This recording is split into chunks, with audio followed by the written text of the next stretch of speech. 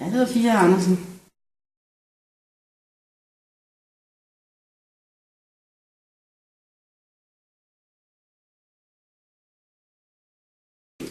Da jeg ikke selv er spor religiøs, så tror jeg på Big Bang. Jeg tror ikke på, at der er en Gud over nogle ting og sager, men jeg kan heller ikke forklare, hvordan Big Bang er startet, men jeg tror mest på den teori.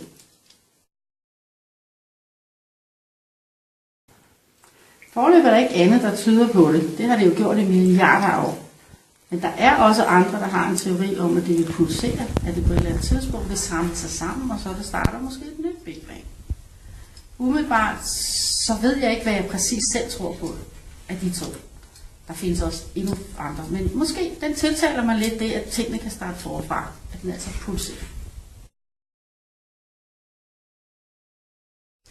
Jeg tror, der er nogle livsformer, som vi måske ikke kender til i andre planetsystemer. Det behøver ikke at ligne den liv, vi kender på jorden. Så hvis vi vil undersøge, skal vi være åbne. Men det kan også godt være, at der er den form for liv, vi vil. Og det skulle være underligt, hvis ikke der var.